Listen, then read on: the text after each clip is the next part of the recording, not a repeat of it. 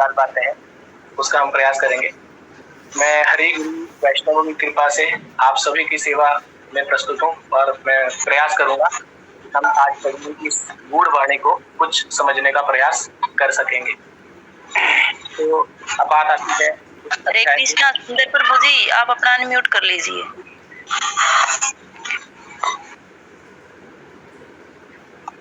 अब अध्याय 3 जो श्लोक संख्या 3 भगवान यहाँ पर बोलने जा रहे हैं। अर्जुन के कुछ प्रश्न हैं, उन प्रश्नों के उत्तर में भगवान ये श्लोक अब बोलेंगे। थोड़ा सा हम इसकी पृष्ठभूमि में जाते हैं। जैसे पिछले अध्याय था, दूसरे अध्याय में भगवान ने बहुत सारे विषयों की चर्चा की, जिसमें पहले 10 जो श्लोक थे उसमें भगवान ने एक अर्जुन के जो मुख्य प्रश्न थे उनके ऊपर सामान्य चर्चा रही, है ना। उसके बाद 11 से 30वें श्लोक में भगवान ने अर्जुन को आत्म साक्षात्कार यानी आत्मा का ज्ञान दिया।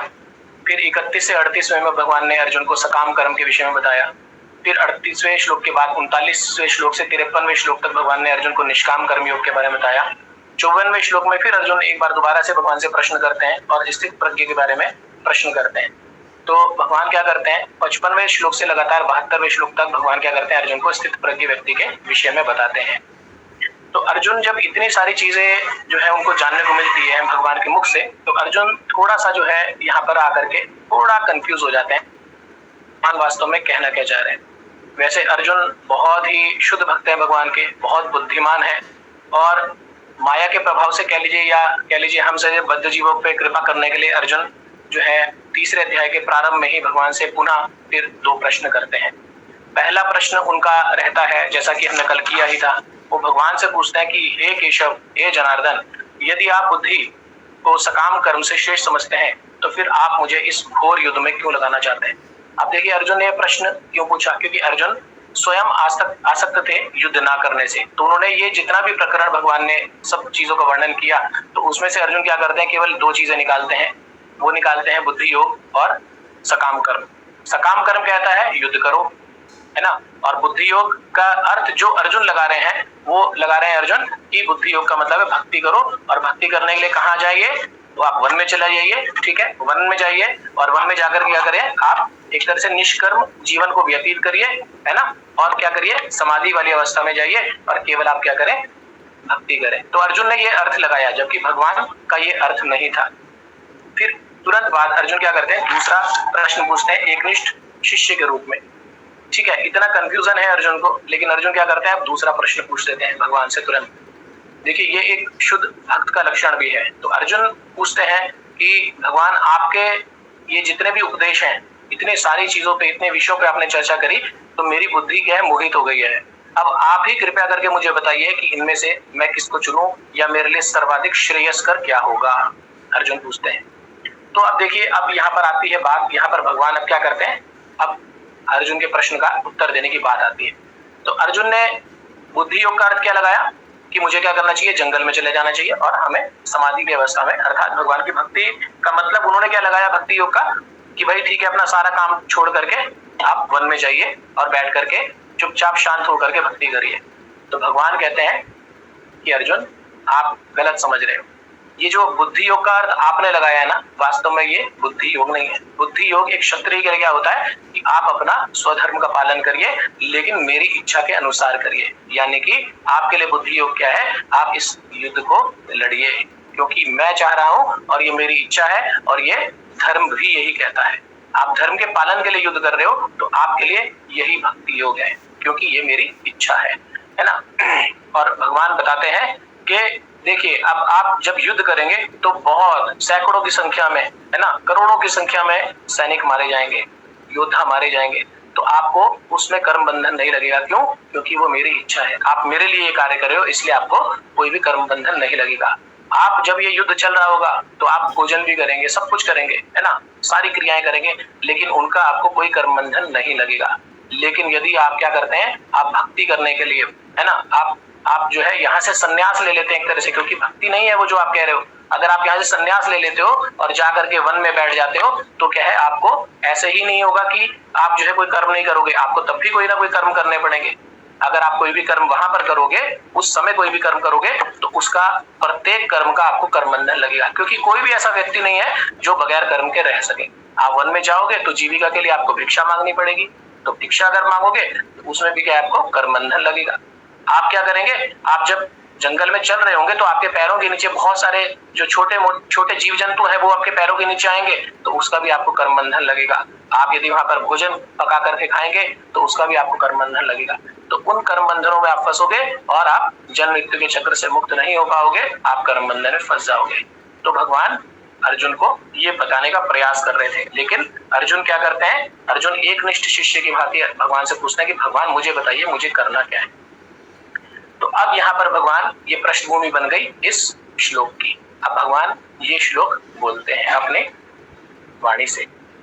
तो भगवान कहते हैं, श्री भगवान उवाचा लोके अस्मिन् द्विविधा निष्ठा पुरा प्रोक्ता मया नघ ज्ञान योगेन सांख्यानाम कर्म योगेन योगिनाम। बहुत सुंदर श्लोक है, बहुत ही सुंदर श्लोक। बहुत जो है भगवान ने बहुत जो है छोटे से शब्दों के अंदर भगवान ने बहुत बड़ी बात कही है इस श्लोक के अंदर। तो इसको हम बहुत ध्यान से सुने और बहुत ध्यान से समझने का प्रयास करें। तो भगवान जैसे गीता के दूसरे अध्याय में सब कुछ बता चुके हैं, तो हमने कल चर्चा भी की थी कि गीता वहां समाप्त हो जानी चाहिए, लेकिन ये अर्जुन की बड़ी कृपा है हम जैसे बद्ध जीवों पर, क्योंकि उनको पता था कि संक्षेप में हम गीता नहीं समझ पाएंगे। तो अर्जुन ने प्रश्न किए और भगवान ने फिर इसके ऊपर विस्तृत वर्णन करना शुरू किया। तो सबसे पहले इस श्लोक में आने से पहले इस जो हमारा अध्याय है, अध्याय का नाम क्या है, कर्मयोग। तो पहले हम कर्मयोग का अर्थ समझने का प्रयास करें कि कर्मयोग वास्तव में क्या होता है। तो कर्मयोग का मतलब, कर्मयोग दो शब्दों से मिलकर के बन रहा है, कर्म प्लस योग। तो कर्म यानी कि कोई क्रिया करना और योग मतलब जोड़ना, ठीक है। तो यहाँ पर क्या है, कर्मयोग का अर्थ अगर हम लेके चलें तो कर्मयोग का अर्थ यहाँ पर क्या होता है कि अपने प्रत्येक कार्य को भगवान के साथ जोड़ना, भगवान की इच्छा के लिए कोई भी कार्य करना, वो क्या होता है, कर्मयोग होता है। तो कर्मयोग का भी एक अगर हम करें ऊपरी तौर पर जो परिभाषा निकल के आती है, वैसे तो पूरी चर्चा ही भगवान कर्मयोग के ऊपर करेंगे, लेकिन कर्मयोग का मतलब कोई भी कार्य भगवान की सेवा के लिए, भगवान की प्रसन्नता के लिए, या उस कार्य के केंद्र में भगवान को लेकर के चलना ही क्या है, कर्मयोग है, ठीक है।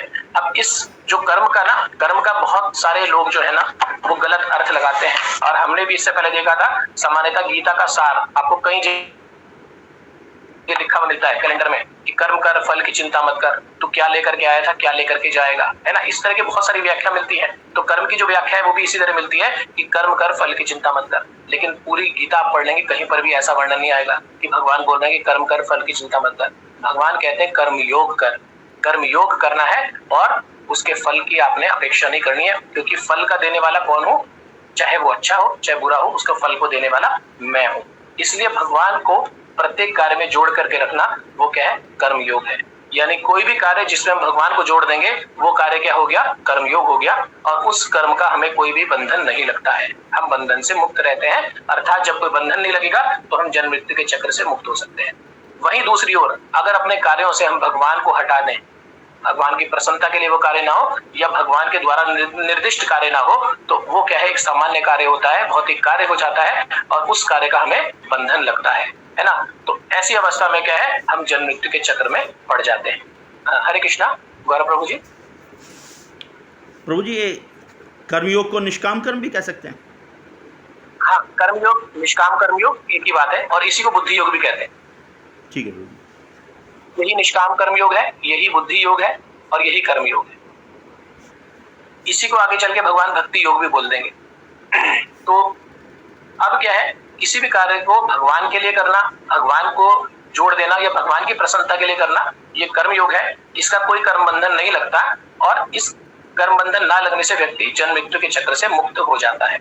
वहीं दूसरी ओर अब अपने कार्यों से अगर हम क्या करें, भगवान को केंद्र से हटा दें या भगवान को केंद्र में ना रखें, भगवान की प्रसन्नता के लिए ना करें या भगवान के द्वारा निर्दिष्ट कार्यों को ना करें, है ना, एक तरह से विकर्म हम करने लगे, तो वो सब क्या होंगे, सामान्य कर्म होंगे, भौतिक कर्म हो जाएंगे, और उन सभी कर्मों का हमें अच्छा या बुरा फल लगेगा, या तो पुण्य मिले, और उन दोनों को करने के लिए हमें क्या है, वापस इस भौतिक जगत में जन्म लेना पड़ेगा, अर्थात दोबारा से जन्म मृत्यु के चक्र में हम फंस जाएंगे।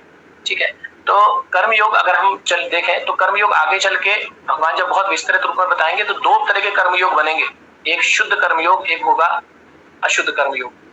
जब भी कोई भक्त या कोई एक तरह से नियोफाइट जो भक्ति में नया होता है, जब वो कर्म करता है उसे समझ में तो आ जाता है कि भगवान है और भगवान को ध्यान में रख के भगवान की प्रसन्नता के लिए कार्य करना है। लेकिन शुरू में क्या है कि उसकी कुछ इच्छाएं भी होती हैं उस कर्म में, है ना। वो काम तो भगवान को कर रहा है, भगवान के लिए कर रहा है, लेकिन जैसे हम लोग हैं हमारी अभी थोड़ी इच्छाएं भी बाकी हैं, तो ये अशुद्ध अवस्था होती है कर्मयोग की। ये एक तरह से प्रारंभिक स्तर है कर्मयोग का। तो यहाँ पर क्या है, यही कर्म हम जब धीरे धीरे करते रहते हैं तो यही क्या है आगे चल के शुद्ध कर्मयोग में बदल जाता है, और वो वास्तव में सबसे ऊंची अवस्था है कर्म की, और उसी को भगवान आगे चल के कहते हैं कि यही क्या है आपका भक्ति योग है, यही भक्ति योग है ना। तो दो तरह के कर्म की बात यहाँ पर हो गई कर्मयोग की, ठीक है। एक प्रारंभिक स्तर अशुद्ध कर्मयोग जिसमें थोड़ी इच्छाएं रहती हैं, और एक दूसरा जब धीरे धीरे करके हम प्रैक्टिस करते हैं। आपने देखा होगा आज से कुछ समय पहले हमारी कुछ इच्छाएं होती थी, अब वो इच्छाएं खत्म हो गई। क्यों? क्योंकि हम भगवान को केंद्र में रख के प्रैक्टिस कर रहे हैं और धीरे धीरे वो इच्छा खत्म हो रही है। और एक शुद्ध अवस्था आती है कि जब सारी भौतिक इच्छाएं समाप्त हो जाती हैं और फिर क्या है व्यक्ति बिल्कुल केवल और केवल भगवान की प्रसन्नता के लिए कार्य करता है। वो जो अवस्था आती है वो शुद्ध कर्म योग की आती है, और उसी को आगे चल के भक्ति योग कहा जाता है। ठीक है, तो यहाँ तक तो ये चीजें क्लियर है। ये बिल्कुल भूमिका थी कि भगवान अब आगे जाकर के क्या बोलने वाले हैं। ठीक है, तो कर्म बंधन से मुक्त होने के लिए हमें क्या करना है, केवल और केवल भगवान की प्रसन्नता के लिए कार्य करना है। ठीक है, अपनी इच्छा नहीं रखनी है, केवल भगवान की इच्छा रखनी है। बहुत सारे उदाहरण है हमारे शास्त्रों के अंदर, अमरीश महाराज का उदाहरण है, बहुत सारे उदाहरण ऐसे हैं जहां पर केवल कार्य क्या हुआ, केवल और केवल भगवान को केंद्र में रखे हुआ और भगवान की प्रसन्नता के लिए कार्य हुआ। अब देखिए, अब भगवान क्या कह रहे हैं, लोके अस्मिन् द्विविधा निष्ठा पूरा प्रोक्ता मया नघ। ठीक है, तो भगवान कह रहे हैं लोके अस्मिन् द्विविधा निष्ठा, कि इस लोक में, इस संसार में दो प्रकार के आपको लोग मिलेंगे, दो प्रकार के लोग मिलेंगे, उनकी दो प्रकार की निष्ठा रहेगी, है ना। निष्ठा क्या है, एक है, निष्ठा एक है। क्या है निष्ठा? भगवान को जानना, आत्म साक्षात्कार प्राप्त करना निष्ठा है। श्रद्धा क्या है, एक है। लेकिन लोग कितने प्रकार के हैं, दो प्रकार के। ठीक है, दो प्रकार के लोग हैं, एक ही कार्य करना चाहते हैं, आत्म साक्षात्कार करना चाहते हैं, है ना। और भगवान यहाँ पर एक बहुत सुंदर शब्द इस्तेमाल कर रहे हैं, मया नघ। मया नघ, मया नघ मतलब यहाँ पर मय प्लस अनघ, अनघ का मतलब होता है निष्पाप, है ना। यहाँ पर भगवान अनघ शब्द का इस्तेमाल कर रहे हैं, मया नघ। ज्ञान योगेन सांख्या नाम, कर्म योगेन योगी नाम। तो इसका जो शब्दार्थ प्रभुपाद ने दिया है, श्री भगवान उवाचा, श्री भगवान ने कहा, लोके संसार में, अस्मिन इस, द्विविधा दो प्रकार की, निष्ठा श्रद्धा पूरा पहले, प्रोक्ता कही गई, मया मेरे द्वारा, अनघ हे निष्पाप, ज्ञान योगेन ज्ञान योग के द्वारा, सांख्या नाम ज्ञानियों का, कर्म योगेन भक्ति योग के द्वारा, योगी नाम भक्तों का। तो यहाँ पर बड़ा सुंदर शब्द आया निष्पाप। तो अर्जुन को भगवान निष्पाप यानी अनघ बोल रहे हैं। अब अर्जुन अनघ यानी निष्पाप अवस्था को कैसे प्राप्त हो गए, और कोई व्यक्ति निष्पाप या अनघ कैसे हो सकता है? तो वास्तव में अर्जुन क्या है, बचपन से भगवान के साथ है, बचपन से सारे कार्य भगवान को केंद्र में रख के करते हैं वो, और भगवान के निर्देश के अनुसार करते हैं। और जब कोई व्यक्ति इस प्रकार कार्य करता है कि जिसमें केंद्र में भगवान हो, भगवान की प्रसन्नता के लिए वो कार्य हो और भगवान के निर्देश के अनुसार वो कार्य हो, तो व्यक्ति के जो कार्य है सारे के सारे कर्म योग यानी भक्ति योग बन जाते हैं, और उसको कर्म बंधन नहीं लगता। या साथ साथ क्या पिछले जो उसको बंधन लगे होते हैं, पिछले जो पाप उसके इकट्ठा है, वो भी सब खत्म हो जाते हैं। तो अर्जुन को इसीलिए भगवान ने बोला अनघ, कि आप क्या है ऑलरेडी कैसे हैं, निष्पाप हैं अर्जुन, क्योंकि आपका संबंध, आप सारे कार्य क्या है मेरे लिए करते हो, मेरी प्रसन्नता के लिए करते हो। आगे जाके भगवान बोलेंगे भगवद गीता में, सर्वधर्मान परित्यज्य मामेकम शरणम व्रजा अहम त्वम सर्व पापेभ्यो, मैं तुम्हारे सारे पापों को नष्ट कर दूंगा अगर आप मेरे शरण में आ जाते हो। अहम त्वम सर्व पापेभ्यो मोक्षयिष्यामि मा शुचा, और तब मैं आपको क्या दूंगा, मोक्ष दूंगा, अर्थात जन्म मृत्यु के चक्र से मुक्ति दूंगा।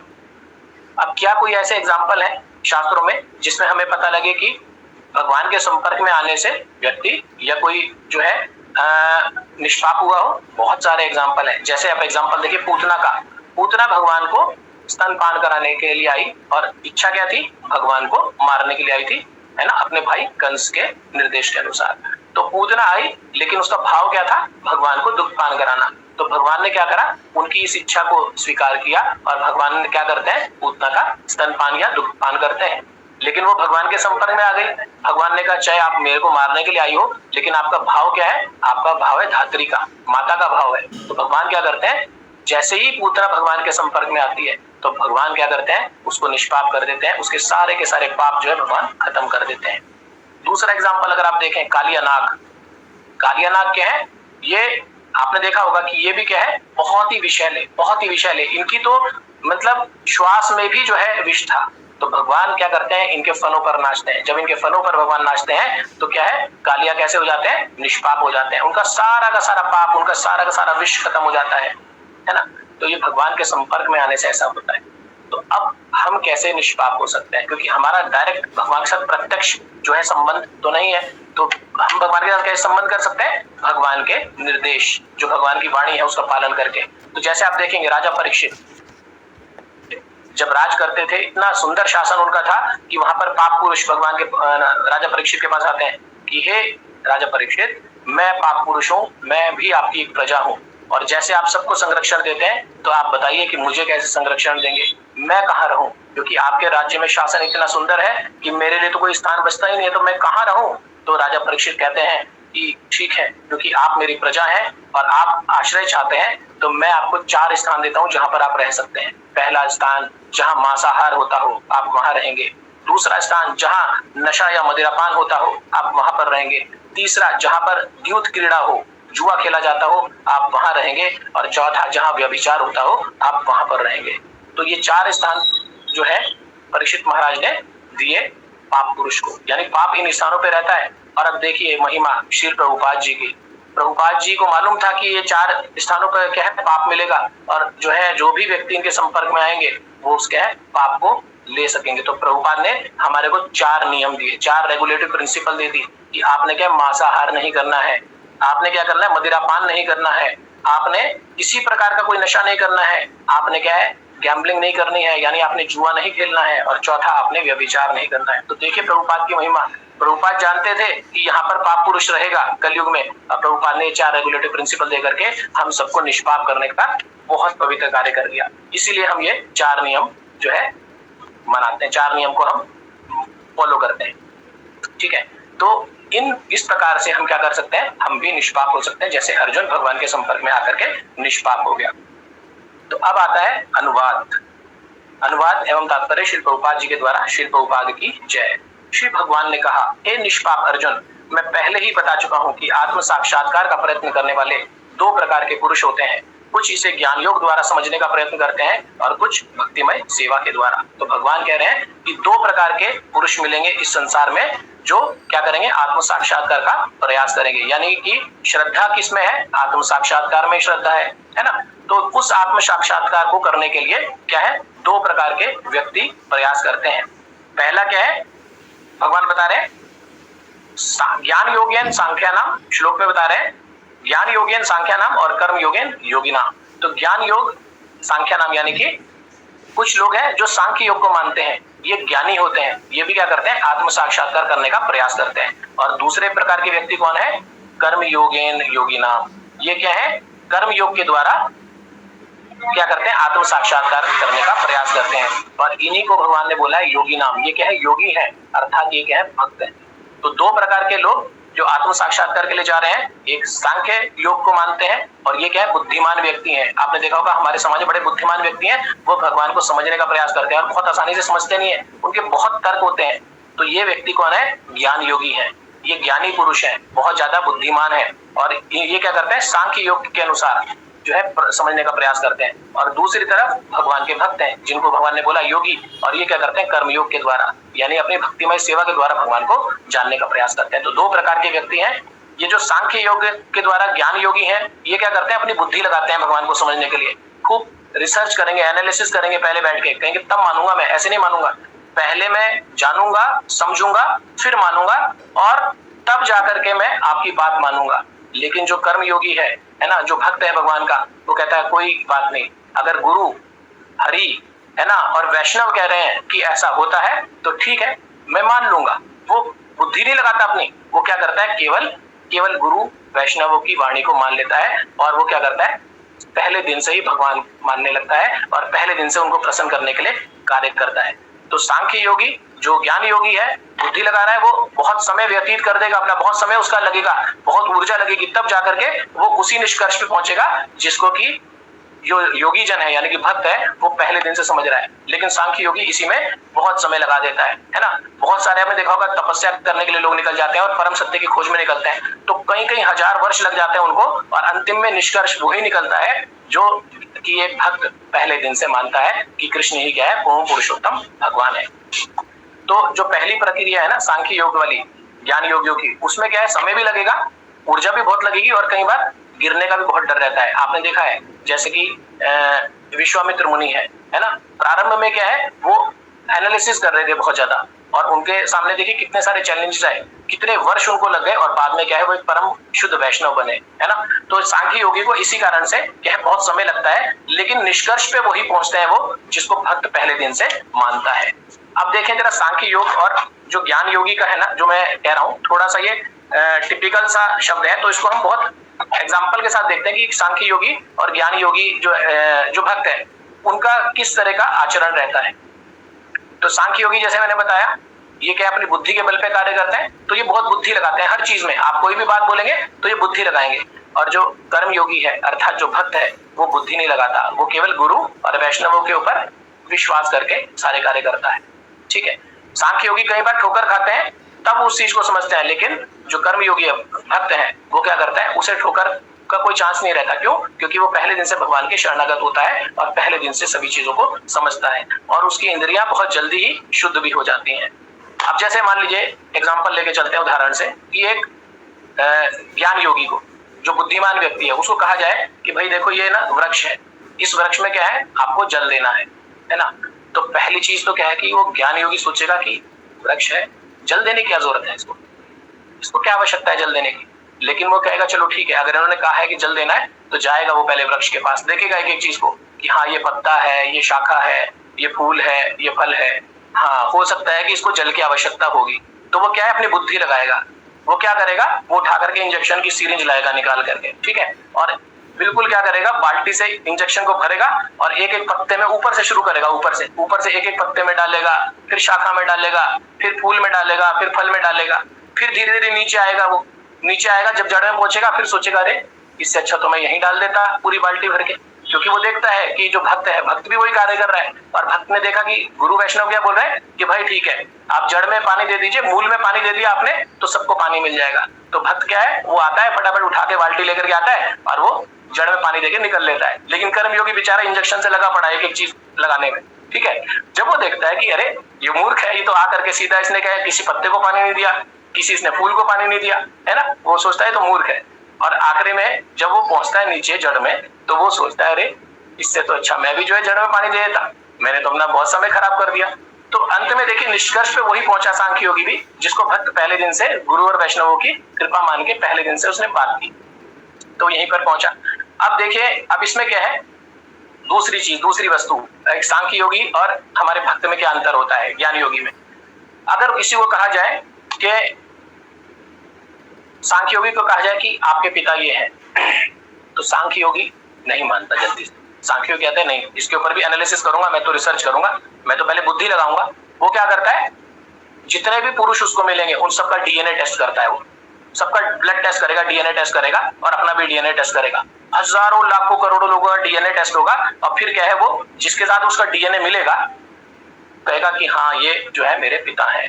लेकिन एक बुद्धि योगी, सॉरी जो हमारा भक्त है, वो क्या करेगा, अब मान लीजिए वो जाएगा सीधा, क्योंकि क्या है हमारे शास्त्रों में, अपने पिता के बारे में जानना है तो अपनी माता से पूछ लीजिए। वो बेचारा जाएगा सीधा सीधा जाएगा, अपनी माता से पूछेगा, माता कहेगी ये आपके पिता हैं, वो चुपचाप मान लेगा, वो उसमें बुद्धि नहीं लगाएगा अपने, ठीक है। अब देखिए अब सांख्य योगी ने क्या करा, उसने सबके डीएनए टेस्ट करे, पता नहीं कितने वर्ष कितने जन्म भी लग सकते हैं उसको, लेकिन अंतिम में निष्कर्ष पे क्या पहुंचा, अरे अपनी माता से पूछ लेते। लेकिन वो ये काम नहीं करेगा, वो अपनी बुद्धि लगाएगा। लेकिन भक्त क्या है, वो सीधा क्या है, गुरु हरि और वैष्णवों के ऊपर विश्वास करके वो कार्य करता है, ठीक है। तो यहाँ पर क्या हुआ, सांख्य योगी की फिर ऊर्जा भी लगी, समय भी लगा, निष्कर्ष वही जो कि उसको उसकी माता बता सकती थी, उसी निष्कर्ष पे उसको पहुंचना था, लेकिन उसको शुरू में वो बात समझ में नहीं आती। इसी प्रकार अगर सांख्य योगी को कहा जाए कि भगवान कौन है, सांख्य योगी को कहा जाए कि भगवान कौन है, तो सांख्य योगी कहेगा कैसे पता लगाऊं कि भगवान कौन है। और अगर उसको कह दिया जाए, पहले तो ये कहेगा भगवान तो कुछ होते ही नहीं, भगवान का क्या मतलब है? सब कुछ क्या है? ये अपने आप से बना है। जैसे कई बार आपने देखा होगा, बहुत सारे जो बुद्धिजीवी हैं वो कहते हैं कि सृष्टि कैसे उत्पन्न हुई, ये बिग बैंग थ्योरी से उत्पन्न हो गई। लेकिन सांख्य भगवान भक्त क्या है? भक्त जानता है कि सब चीजों का केंद्र कौन है? भगवान है। क्योंकि ब्रह्मा जी कह के गए हैं, ईश्वर परमम कृष्णा सच्चिदानंद विग्रह अनादिर आदिर गोविंदा सर्व कारण कारण। तो भक्त तो ज्यादा इफ एंड बट करता ही नहीं है, भक्त कोई संशय नहीं करता, भक्त तो सीधा शास्त्रों की वाणी को मानता है। लेकिन सांख्य योगी तो बुद्धि लगाता है। सांख्य योगी कहता है अच्छा मुझे दिखाओ पहले, अगर भगवान होता है तो मैं तो तब मानूंगा, मैं तो ऐसे नहीं मानता। अब उनको क्या मालूम कि हम इतने अशुद्ध हैं कि हम भगवान का दर्शन ही नहीं कर सकते। आप उनसे पूछ लीजिए ना जिन्होंने भगवान का दर्शन किया है ना, लेकिन वो नहीं मानेगा। वो कहेगा नहीं मैं तो रिसर्च करूंगा, मैं एनालिसिस करूंगा। और अगर उसको ये कह दिया जाए गलती से कि कृष्ण भगवान है, तब तो कहेगा ना ना मैं तो मान नहीं सकता बिल्कुल, क्योंकि ये तो भगवान जैसे लगते ही नहीं है। ये तो साधारण ग्वाले हैं, साधारण बच्चों की तरह खेलते हैं, है ना, साधारण बच्चों की तरह जो है गैया को चराते रहते हैं, ठीक है। और साथ ही साथ क्या है, मक्खन को चुराते हैं। भगवान चोरी करेंगे क्या कभी? भगवान को किस चीज की कमी है? तो माखन चुराएंगे। और क्या है, मैया के द्वारा, अपनी मम्मी के द्वारा जो है वो क्या है, उखल से भी बंध जाते हैं। और साथ साथ क्या, अपने दोस्तों का जूठा खाते हैं। भगवान ऐसा कर सकते हैं क्या? वो बिल्कुल नहीं मानेगा, है ना। अब आप सोचिए, तो रही सांख्य योगी की बात, लेकिन इसमें तो ब्रह्मा जी भी भ्रमित हो गए थे, है ना। जब ब्रह्म विमोहन लीला की बात आती है तो ब्रह्मा जी क्या करते हैं, देखते हैं अरे ये छोटा सा ग्वाला, ये इसको सब कहते हैं भगवान, ये कैसे भगवान हो सकता है। वो ब्रह्मा जी इनकी परीक्षा करते हैं। वो प्रकरण जो है आपने पढ़ाई होगा, ब्रह्म विमोहन लीला है। तो ब्रह्मा जी क्या करते हैं, उनके ग्वाल बाल को और जो है गैया को सबको चुरा लेते हैं, है ना। तो भगवान की शक्ति देखिए, भगवान क्या करते हैं, विस्तार कर देते हैं, प्रत्येक में विस्तार करते हैं। और तब ब्रह्मा जी को आभास होता है कि नहीं मेरे से बहुत बड़ी चूक हो गई, वास्तव में ये जो है सामान्य नहीं है, ये तो सृष्टि के कर्ता है, ईश्वर परमम कृष्णा। फिर ब्रह्मा जी जो है स्तुति करते हैं भगवान की, और अपनी पूरी प्रसिद्ध ब्रह्म संहिता से जो है भगवान की स्तुति करते हैं कि ईश्वर परमम कृष्णा सच्चिदानंद विग्रह अनादिर आदिर गोविंदा सर्व कारण कारणम। भगवान कहते हैं कि आप ही सब कुछ है। अब मैं तो भ्रमित हो गया था, मैं मुझ जैसा बद्धजीव जो है भ्रमित हो गया था, आप मुझे जो है क्षमा कीजिए, है ना। यहाँ तक कि इंद्र भी जो है संशय में पड़ जाते हैं, है ना। जब उनके पिताजी जो है जाते हैं गोवर्धन की पूजा करने के लिए, तो भगवान कहते हैं नहीं ये आपने इनकी पूजा नहीं करनी, आप क्या है, आप तो गोवर्धन की पूजा करिए। क्योंकि नंद महाराज क्या करते थे, इंद्र की पूजा करते थे हर साल वर्षा के लिए, कि भाई हमारी खेती बाड़ी चलती है वर्षा से, और वर्षा के देवता कौन है, इंद्र है। तो भगवान क्या कहते हैं, भगवान कहते हैं नहीं आपने बहुत जो करना था कर लिया, आपने परंपराएं बहुत पालन कर ली, लेकिन वास्तव में हमारे दाता कौन है, गोवर्धन महाराज हैं, तो हमें गोवर्धन महाराज की पूजा करनी चाहिए। इससे इंद्र बड़े क्रुद्ध हो जाते हैं कि अच्छा इस ग्वाले की बात मानकर नंद महाराज ने जो है मेरी पूजा बंद कर दी। तो वो क्या करते हैं, बिल्कुल जबरदस्त वर्षा कर देते हैं, उत्पाद कर देते हैं पूरे वृंदावन में। और भगवान क्या करते हैं, उठा लेते हैं किसको, गोवर्धन पर्वत को, और सबको संरक्षण दे देते हैं। तब इंद्र को समझ में आता है, उनके जो संवर्तक बादल हैं वो सब फेल हो जाते हैं, मूसलाधार बारिश लगातार 7 दिन 7 रात तक चलती है, वो सब जो है कहीं निष्प्रभावी हो जाता है। तब उनको पता लगता है कि नहीं ये साधारण नहीं है, ये तो जो है सृष्टि के मालिक हैं। तो देखिए इंद्र भी संशय में पड़ जाते हैं, ब्रह्मा जी भी संशय में पड़ जाते हैं, है ना। लेकिन अंत में वो भी उसी निष्कर्ष पहुंचते हैं। लेकिन भक्त क्या करता है, भक्त बिल्कुल भक्त वत्सल है। वो क्या करता है, वो सीधा सीधा विश्वास करता है भगवान की, गुरु की, वैष्णवों की वाणी पर, और वो पहले दिन से समझ लेता है कि भगवान कौन है, कृष्ण है। सांख्य योगी बुद्धि लगाएगा और अंत में कई हजारों साल की तपस्या के बाद इस निष्कर्ष पहुंचेगा कि परम सत्य कौन है, कृष्ण है। लेकिन भक्त पहले दिन से जानता है कि भक्त कौन है, सॉरी भगवान कौन है ना। जितना समय सांख्य योगी ये पहचानने में, ढूंढने में लगाएगा कि भक्त कौन है, उतने समय में क्या है कि जो भक्त है जो वो क्या गया होता है, भगवान की सेवा कर रहा होता है ना, और अपनी इंद्रियों को निर्मल कर रहा होता है, अपने को जन्म मृत्यु के चक्र से मुक्त कर रहा होता है। तो भक्त अपना समय भगवान की सेवा में लगाता है और सांख्य योगी अपनी बुद्धि समझने में लगाता है।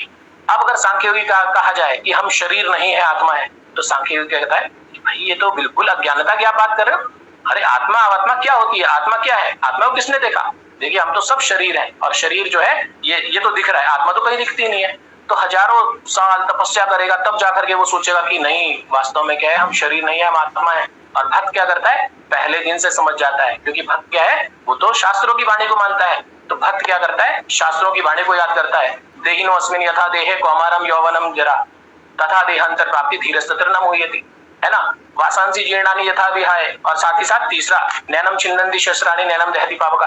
तो वो तो सीधा मानता है शास्त्रों की वाणी को, वो तो आत्मा के लेवल पर आकर कार्य करना शुरू कर देता है। और जो सांख्य योगी कर रहा है वो रिसर्च कर रहा है अभी बैठ के कि आत्मा होती है कि शरीर होता है। लेकिन भक्त क्या है, उस चीज को नहीं समय लगा रहा अपना, वो क्या करता है, अपना समय लगाता है अपने को जन्म मृत्यु के चक्र से मुक्त करने के लिए। ठीक है, यदि सांख्य योगी को कहा जाए कि हरिनाम के द्वारा आप जो है भगवान को प्राप्त कर सकते हो, आप भगवत गीता भागवतम को पढ़ के भगवान को प्राप्त कर सकते हो। तो सांख्य योगी कहता है अरे मात्र हरि नाम का जप करने से, केवल हरे कृष्ण कृष्ण कृष्ण हरे हरे, हरे राम राम राम हरे हरे, केवल इसको करने से, केवल भगवत गीता पढ़ने से, भागवत पढ़ने से क्या हम भगवान को प्राप्त कर लेंगे? अरे नहीं, ऐसा नहीं हो सकता। अरे कम से कम बड़े बड़े कार्य करो, बड़े बड़े यज्ञ करो, हजारों साल की तपस्या करो, तब जाकर कहीं हमें सत्य की अनुभूति होगी, तब जाकर के हम भगवान को प्राप्त करेंगे। केवल हरिनाम जपने से, बैठ के चुपचाप जो है चलते फिरते, इससे कैसे हो सकता है? लेकिन भक्त क्योंकि भगवान की वाणी को मानता है, जो वास्तव में क्या है, योगी है, कर्म योगी है, वो तो सीधा क्या करता है, अपना समय बर्बाद नहीं करता, वो तो लगातार हरे कृष्ण कृष्ण कृष्ण हरे हरे, हरे राम राम राम हरे हरे, इसका जप करता रहता है और अपने चित्त को शुद्ध करता रहता है और धीरे धीरे भगवान को प्राप्त कर लेता है। तो ये डिफरेंसेस है सांख्य योगी और ज्ञान योगी में। सांख्य योगी क्या करता है, अपने समय को बर्बाद करता है और ज्ञान योगी समय को बर्बाद नहीं करता। अगर सांख्य योगी को कहा जाए कि मरने के बाद पुनर्जन्म होता है, अगला जीवन मिलता है, इसलिए अपने कर्म अच्छे करो, तो सांख्य योगी कहता है अरे ऐसा थोड़ी होता है, मरने के बाद किसने देखा है ना, पहले मुझे दिखाओ तब मैं मानूंगा। तो लेकिन भक्त क्या करता है, पहले दिन से गुरु साधु शास्त्र को मानता है और वो अपने कार्य को इस प्रकार करता है ताकि उसका जो अगला जन्म है वो जो है भौतिक ना होकर के आध्यात्मिक हो और वो पुनः भगवान के धाम को जा सके।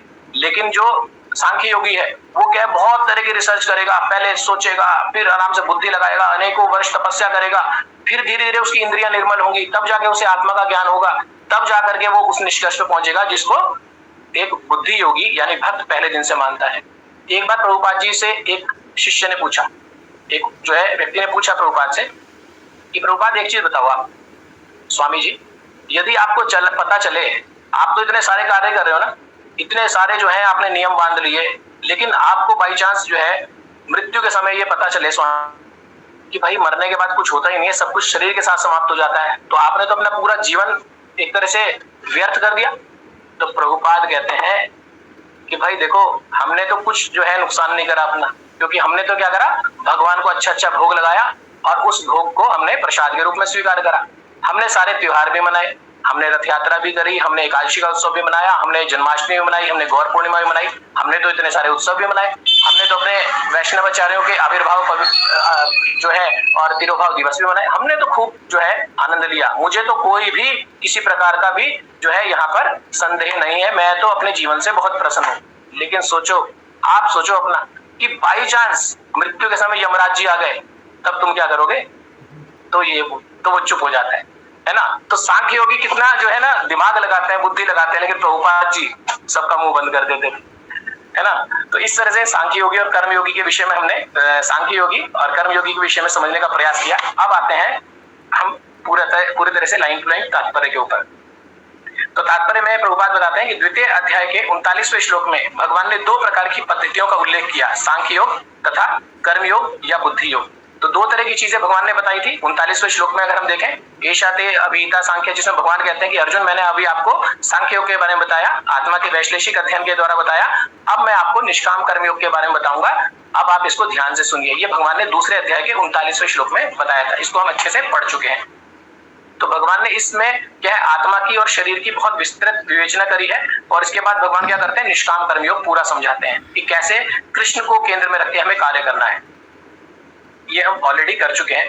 अब भगवान बता रहे हैं, प्रभुपाद बता रहे हैं, इस श्लोक में इसकी अधिक स्पष्ट विवेचना की गई है। किसकी? सांख्य की, यानी आत्मा की और पदार्थ की, दोनों की विवेचना की गई है। सांख्य योग तथा आत्मा तथा पदार्थ की प्रकृति का वैश्लेषिक अध्ययन उन लोगों के लिए जो व्यवहारिक ज्ञान तथा दर्शन द्वारा वस्तुओं का चिंतन एवं मनन करना चाहते हैं। ये अभी हमने पूरा अच्छे से डिटेल में प्रयास किया कि भाई सांख्य योगी क्या है, अपनी बुद्धि लगाएगा हर चीज में, तब जाकर के वो मानेगा। लेकिन जो बुद्धि योगी है, जो भक्त है, योगी है, वो क्या करता है, वो ज्यादा संशय नहीं करता, वो केवल गुरु और शास्त्रों की वाणी को अच्छे से मान करके सब कुछ स्वीकार कर लेता है। और तो ये पहले प्रकार के लोग सांख्य योगी, जिनकी हमने चर्चा करी अभी। दूसरे प्रकार के लोग क्या है, कृष्ण भावनामृत में कार्य करते हैं, जैसा कि द्वितीय अध्याय के 61वें श्लोक में बताया है। जो दूसरे अध्याय का 61वां श्लोक था ना, जिसमें मतपरा, भगवान ने बोला मतपरा बनो, मतपरा मीन्स मेरे लिए कार्य करो, मेरे शरणागत हो जाओ। जिसमें हमने अम्बरीश महाराज का उदाहरण देखा था कि अम्बरीश महाराज कार्य तो वही करते थे सब, लेकिन क्या करते थे, अपनी सारी इंद्रियों को भगवान की सेवा में लगा के कार्य करते थे। तो 39वें श्लोक में भगवान ने एक चीज बताई, 61वें श्लोक में भगवान ने दूसरी चीज बताई। तो जो बुद्धि योगी है, जो भक्त है, वो क्या करता है, अम्बरीश महाराज की तरह कार्य करने का प्रयास करता है, और जो सांख्य योगी है वो क्या करता है, अपनी बुद्धि के अनुसार कार्य करता है। जानने का प्रयास सब एक ही कर रहे हैं, सबका लक्ष्य अंतिम में एक ही है, कृष्ण को प्राप्त करना, लेकिन तरीके दोनों के अलग अलग हैं। सांख्य योगी को बहुत समय लगेगा, लेकिन भक्त को बहुत कम समय लगेगा। प्रभुपाद से एक बार किसी ने पूछा कि हम कितना समय में जो है कृष्ण भावनामृत या भक्त बन सकते हैं? प्रभुपाद ने कहा 1 सेकंड में बन सकते हैं, 1 क्षण में बन सकते हो। कैसे? अगर हमें ये पता लग जाए, हम इसको स्वीकार कर ले कि हम क्या है, शरीर नहीं है, हम आत्मा है, और हम क्या है, कृष्ण के नित्य दास हैं। जैसे ही आपको ये समझ में आएगा, आप मान लीजिए कि आप भक्त बन चुके हैं। जिस दिन आपको समझ में आ गया जीवेर स्वरूपेर है कृष्णेर नित्यदास, उसी क्षण आप भक्त बन गए। लेकिन इस चीज को स्वीकारने में आप जितने वर्ष लगा दें, जितने जीवन लगा दें, उतना भी समय लग सकता है, लाखों वर्ष भी लग सकते हैं, और 1 क्षण में भी आप भक्त बन सकते हैं। ठीक है, अब आगे चलते हैं। 39वें श्लोक में भगवान ने बताया कि बुद्धि योग या कृष्ण भावनामृत के सिद्धांतों पर चलते हुए मनुष्य कर्म के बंधनों से छूट सकता है तथा इस पद्धति में कोई दोष नहीं है। तो भगवान ने पीछे बताया था दूसरे अध्याय के 39वें श्लोक में कि आप यदि सभी कार्यों को मेरे परायण होकर करते हैं तो उसमें आपको कोई कर्म बंधन नहीं लगता। जैसे भगवान ने अर्जुन को बोला था कि अर्जुन अगर आप युद्ध नहीं करोगे तो आपको कर्म बंधन लगेगा, लेकिन अगर आप युद्ध करोगे क्योंकि मेरी इच्छा है, तो 2 जो है इसमें बातें हो सकती हैं। या तो आप क्या करेंगे, युद्ध को जीत जाएंगे। अगर आप युद्ध को जीतोगे तो आपको पूरी पृथ्वी का भोग मिलेगा, आप पूरी पृथ्वी के सम्राट बन जाओगे। और यदि आपको हार मिलती है, आप हार जाते हो और आप इसमें जो है मर जाते हो, वीर गति को प्राप्त कर जाते हो, तो क्या है, आपको स्वर्ग मिलेगा। ठीक है, लेकिन दोनों ही अवस्था में आपको कर्म बंधन नहीं लगेगा, है ना। लेकिन अगर आप युद्ध नहीं करोगे तो आपको कर्म बंधन लगेगा और आप नरक जाओगे। तो यानी कि भगवान के लिए जो कार्य किए जाते हैं उसमें क्या है, व्यक्ति को कर्म बंधन नहीं लगते हैं। वो जब अपने लिए भोजन बनाता है तो कर्म बंधन लगेगा, लेकिन वो भगवान के लिए भोग लगाता है, भगवान को ऑफर करता है, और उसके बाद वो क्या करता है, स्वीकार करता है प्रसाद के रूप में, तो उसको क्या है, कर्म बंधन नहीं लगता। क्योंकि भगवान क्या करते हैं, उस भोग से जब वो भगवान उसको स्वीकार करते हैं तो भगवान सारा कर्म उसमें से निकाल देते हैं, है ना। तो हमें क्या करना है, भगवान के लिए कार्य करना है। इसी प्रकार से हमने देखा था, अगर कोई व्यक्ति जॉब कर रहा है ना, अपने लिए कर रहा है, अपने इंद्रिय तृप्ति के लिए कर रहा है, तो कर्म बंधन लगेगा। लेकिन अगर वो वही जॉब ये सोच के करे कि मैं जो यहाँ से धन अर्जन करूंगा, ये जो है मैं कृष्ण की सेवा में लगाऊंगा, और ये जो मेरा परिवार है ये क्या है, सब कृष्ण का है ना, मैं इनकी सेवा करूंगा भगवान की प्रसन्नता के लिए, तो वो कर्म बंधन से मुक्त हो जाएगा। कार्य वही है, करने का तरीका अलग है। पहले में वो केंद्र में है, अपनी इंद्रिय तृप्ति के लिए कर रहा है, दूसरे में केंद्र में भगवान है, भगवान के लिए कार्य कर रहा है, तो वो क्या है, भक्ति हो गई, है ना। तो 61वें श्लोक में इस सिद्धांत को और अधिक स्पष्ट किया है। तो 61वें श्लोक में मदपरा का ही वर्णन आया अम्बरीश महाराज का, उसको हम बहुत अच्छे से पढ़ चुके हैं। अब क्या वर्णन आया कि बुद्धि योग पूर्णतया पर ब्रह्म विशेषतः कृष्ण पर आश्रित है, और इस प्रकार से समस्त इंद्रियों को सरलता से वश में किया जा सकता है। अब भगवान ने पिछले अध्याय में बताया था कि इंद्रियों को वश करने के 2 तरह के उपाय होते हैं, है ना। सांख्य योगी जो ज्ञान योगी है वो क्या करते हैं, जंगल में जाते हैं, तपस्या करेंगे, तो पानी के या पहाड़ की चोटी पे तपस्या करेंगे, गुफा में बैठ के तपस्या करेंगे, हिमालय में जाके तपस्या करेंगे, ठीक है। लेकिन क्या है, अपनी इंद्रियों को वश में नहीं रख पाते हैं वो, तो कभी भी इंद्रिय विषय अगर उनको जो है प्रभावित करते हैं तो उनका वो पतन हो जाता है। जैसे हमने बहुत सारे एग्जांपल देखे थे, हमने अजामिल का उदाहरण देखा, हमने विश्वामित्र जी का उदाहरण देखा, शौबरी मुनि का उदाहरण देखा, है ना। तो ये क्या है, ये पतन हो सकता है क्योंकि इंद्रियां वश में नहीं है। लेकिन वहीं दूसरी ओर यदि इंद्रियों को हम भगवान की ओर लगा देते हैं, है ना, तो वहां पर क्या है, पतन का कारण नहीं रहता नहीं है। क्यों? क्योंकि हमें क्या है, परम गत्वा निवर्तते, हमें एक ऊंचा स्वाद मिल जाता है, और जब ऊंचा स्वाद मिल जाता है तो जो है इंद्रियां निचले स्वाद की तरफ आकृष्ट नहीं होती। हमने एग्जाम्पल देखा था अर्जुन का, देखे एग्जाम्पल, उर्वशी ने बहुत जो है अर्जुन को प्रभावित करने का प्रयास किया, लेकिन इतने अच्छे भक्त हैं अर्जुन, उनके ऊपर कोई फर्क नहीं पड़ा। हमने एग्जाम्पल देखा शील हरिदास ठाकुर जी का, है ना, वो आती है, वैश्या आती है, उनको जो है उनकी जो है भजन क्रिया को जो है प्रभावित करने के लिए, लेकिन हरिदास ठाकुर कोई फर्क नहीं पड़ा। क्यों? क्योंकि इंद्रियां क्या है, भगवान की सेवा में लगी है, तो वहां पर उनका पतन बच जाता है। तो ये अंतर है एक भक्त का और एक ज्ञान योगी का, ठीक है। अब प्रभुपाद आगे बताते हैं कि कृष्ण के लिए अगर हम इंद्रियों को लगा देंगे तो आसानी से वश में हो जाएंगी, अदरवाइज ये कभी भी वश में आने वाली नहीं है।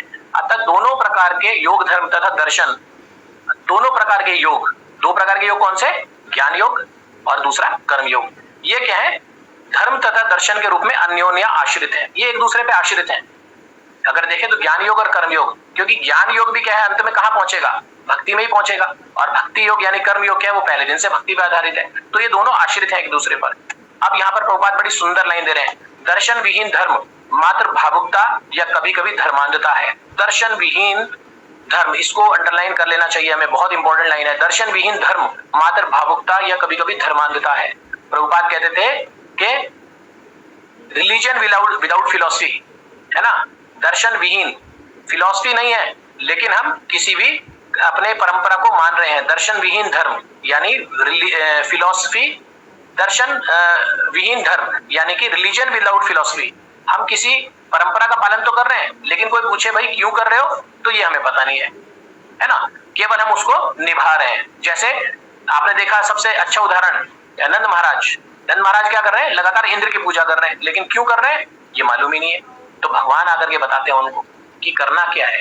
तो कई बार ऐसी बहुत सारी परंपराएं हैं जो हम पारिवारिक जो है पुश्तों से करते चले आ रहे हैं लेकिन उसके पीछे का हमें कारण नहीं पता, फिलॉसफी नहीं पता उसकी, तो भगवान कहते हैं ये क्या है, मात्र क्या है, भावुकता है, ये सेंटिमेंटल भक्ति है, और या कभी कभी कह लेंगे धर्म अंधता है ये, ठीक है।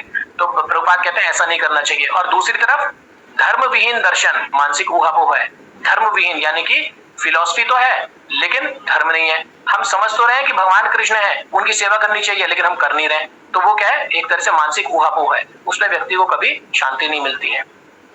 लेकिन वास्तव में दोनों का लक्ष्य क्या है, अंतिम लक्ष्य तो श्री कृष्ण है, क्योंकि जो दार्शनिक जन परम सत्य की खोज करते रहते हैं वे अंततः कृष्ण भावनामृत को प्राप्त होते हैं। अब कोई भी व्यक्ति है, चाहे वो सांख्य योगी है ना, चाहे वो ज्ञान योगी है, चाहे वो भक्त है, अंतिम लक्ष्य दोनों का क्या है, कृष्ण है।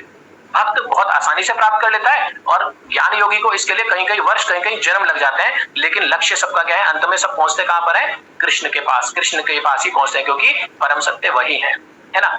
इसका भी उल्लेख गीता में मिलता है, गीता में बहुत सारे उदाहरण इस तरह के मिलेंगे।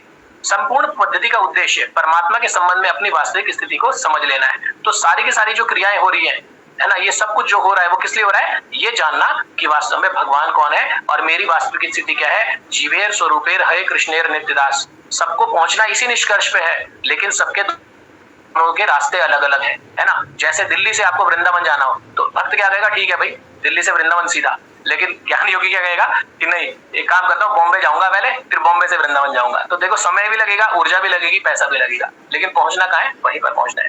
तो अब देखिए, हाँ, इसकी अप्रत्यक्ष पद्धति दार्शनिक चिंतन है। अब इनडायरेक्ट जो पद्धति है भगवान को समझने की वो दार्शनिक चिंतन है, वो बुक्स को पढ़ेगा, अपनी बुद्धि लगाएगा तब समझेगा। लेकिन कृष्ण भावनामृत में ही प्रत्येक वस्तु से अपना संबंध जोड़ना है। प्रत्यक्ष पद्धति क्या है, कृष्ण भावनामृत। जो ज्ञान योगी है वो दूसरे तरह से भगवान तक पहुंच रहा है, लेकिन जो भक्त है वो सीधा भगवान के साथ संबंधित है। वो पहले दिन से अपनी प्रक्रिया शुरू कर देता है, अपनी सारी क्रिया भगवान के लिए लगा देता है। इसी को कृष्ण भावनामृत कहा जाता है ना। उसमें क्या है, अपनी प्रत्येक वस्तु को भगवान के साथ जोड़ना है। इन दोनों में से कृष्ण भावनामृत का मार्ग श्रेष्ठ है। अब प्रभुपाद बता रहे हैं कि दो पद्धतियां तो है, ज्ञान योगी की अलग है, वो बुद्धि से कार्य कर रहा है, पहुंच वो वहीं पर रहा है, लेकिन समय बहुत लग रहा है उसको, डर ज्यादा है उसमें, गिरने का डर है, पतन का डर है। लेकिन प्रभुपाद बता रहे हैं कि इसमें से दो विधियों में से कृष्ण भावनामृत की विधि यानी भक्ति योग ज्यादा श्रेष्ठ है, क्योंकि उसमें एक तो गिरने का चांस नहीं है और समय भी कम लगेगा, पहुंचना तो आपने वहीं पर ही है ना। क्योंकि इसमें क्या है, दार्शनिक पद्धति द्वारा इंद्रियों को विमल नहीं करना होता। अब जो दार्शनिक पद्धति थी ज्ञान योगी, वो क्या है, कहीं कहीं 1000 साल तपस्या कर रहे हैं, बुद्धि लगा रहे हैं, सब कुछ कर रहे हैं, बहुत समय लगेगा, उनकी इंद्रियां शुद्ध होंगी, उनके कर्म शुद्ध होंगे, तब जाके भगवान को प्राप्त करेंगे। लेकिन भक्त क्या है, उसको इंद्रियों को शुद्ध करने की आवश्यकता नहीं पड़ती, क्योंकि ऋषिकेन ऋषिकेशा, इंद्रिय का स्वामी कौन है, कृष्ण है। तो क्या है, जैसे ही वो अपनी इंद्रियों को कृष्ण की सेवा में लगाता है, उसकी इंद्रियां ऑटोमेटिकली भगवान क्या करते हैं, निष्पाप कर देते हैं, विमल कर देते हैं, पवित्र कर देते हैं, है ना। कृष्ण भावनामृत स्वयं ही शुद्ध करने वाली प्रक्रिया है। और कृष्ण भावनामृत यानी भक्ति क्या है, ये पहले दिन से क्या है, भक्त का शुद्धिकरण प्रारंभ कर देती है।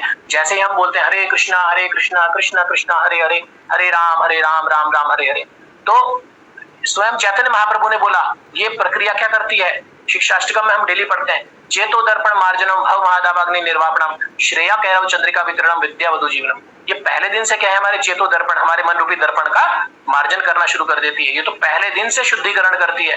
ज्ञान योगी को तो पता नहीं कितना समय, कितने जन्म लग जाएंगे शुद्धिकरण में, लेकिन भक्त की प्रक्रिया पहले दिन से शुरू हो जाती है। एक बार यदि कोई व्यक्ति कृष्ण का नाम ले ले तो उसके सारे पाप खत्म हो जाते हैं। अजामिल का उदाहरण हमने देखा था, एक ही बार उसने अपने पुत्र के लिए नारायण का नाम लिया और सीधा जो है यमराज को वापस, यमदूतों को वापस जाना पड़ा, और जो है विष्णु भक्त जो है अजामिल को लेने के लिए आते हैं।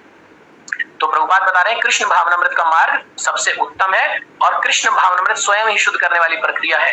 और भक्ति की प्रत्यक्ष विधि सरल तथा दिव्य होती है। तो जैसे ज्ञान योगियों की विधि बहुत मुश्किल है, लेकिन प्रभुपाद क्या बता रहे हैं, कृष्ण भावनामृत की जो विधि है ये स्वयं ही शुद्ध करने वाली प्रक्रिया है, और ये जो है सबसे प्रत्यक्ष, अच्छी और सरल है और दिव्य है।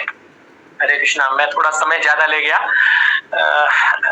आप थोड़ा सा आप बताइएगा, इसके ऊपर प्रकाश डाल सकते। आप सभी भक्तों के चरणों में दोबारा से हरे कृष्ण प्रभु जी। धन्यवाद प्रभु जी, आप इतना अच्छे से, क्या हम बोलने की तो सोच भी नहीं सकते, इतनी अच्छे से एक एक लाइन सब कुछ इतने अच्छे से समझा दिया प्रभु जी। गौरव प्रभु जी, अगर आपके पास कुछ है तो आप बोल दीजिए, मेरे पास तो कुछ है नहीं इतना कुछ। सबसे पहले तो मैं ये कहना चाहूँगा कि अखिल प्रभु जी ने जो इसका जो आधार था ना, वही आधार हमारे को स्पष्ट कर दिया है, क्योंकि आगे क्या जो चैप्टर है वो हमारे को समझने में अब कोई कठिनाई नहीं हो सकती, क्योंकि अखिल प्रभु जी ने एक शब्द को ऐसे विस्तार से समझा दिया। तो बहुत अच्छा लगा, ये बहुत ही मतलब बहुत अच्छा है ये अखिल प्रभु जी ने कहा। प्रभु जी, मेरा एक क्वेश्चन है ये, जैसे इसमें तो बताया गया कि भगवान कह रहे हैं कि ज्ञान योग और कर्म योग, इनको दो भागों में डिवाइड कर रहे हैं भगवान, की दो तरह के लोग आते हैं मेरे पास, और आगे चल के भगवान कहेंगे कि अर्थार्थी, ज्ञानी, जिज्ञासु, और जो अर्थार्थी, ज्ञानी, जिज्ञासु, और एक और आता है ना, कौन से वो आते हैं भक्त मेरे पास, जिज्ञासु, अर्थात हाँ, और ज्ञानी। तो ये उनके पार्ट है या वो अलग चीज़ है? हाँ, आगे जाके भगवान बोलेंगे कि 4 तरह के लोग आते हैं, आर्त, जिज्ञासु, अर्थार्थी और ज्ञानी, है ना।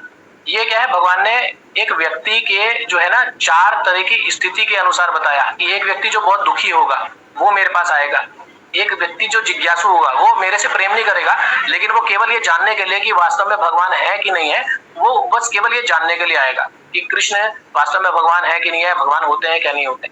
एक तो आर्त हो गया, वो बहुत दुखी है, वो मेरे पास आ रहा है, क्यों, उसको कुछ चाहिए मेरे से, ठीक है। जिज्ञासु इसलिए आ रहा है, उसकी जिज्ञासा है कि भगवान को देखना है, समझना है कि भगवान वास्तव में है कि नहीं है, तो आर्त, जिज्ञासु। फिर तीसरा अर्थार्थी। अर्थार्थी मतलब कोई व्यक्ति आएगा धन के लिए, उसके पास धन नहीं है या उसको धन पाने की इच्छा है, तो वो आएगा मेरे पास अर्थार्थी, ठीक है, अर्थ की इच्छा से आएगा। और तीसरा है योगी, ज्ञानी, सॉरी, आर्त, जिज्ञासु, अर्थार्थी और ज्ञानी। फिर एक ज्ञानी व्यक्ति आएगा मेरे पास, जिसको ऑलरेडी बुद्धिमान है, वो अपनी बुद्धि बहुत तरीके से लगाएगा और वो जो है मुझे जानने का प्रयास करेगा।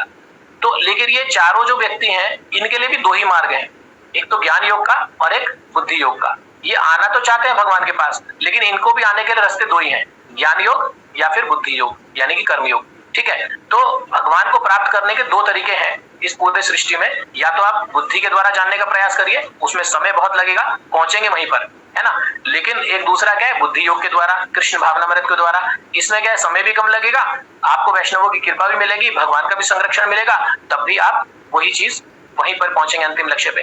तो वो जो 4 भगवान वर्णन कर रहे हैं, वो 4 अवस्थाएं बता रहे हैं, 4 प्रकार की अवस्थाएं हैं कि जिसके कारण से भगवान की तरफ लोग आकृष्ट होते हैं। लेकिन प्राप्त करने के तरीके उनके लिए भी 2 ही हैं, या तो वो ज्ञान योग के द्वारा जानेंगे और या वो बुद्धि योग यानी भक्ति के द्वारा जानेंगे। तरीके उनके भी यही है ना।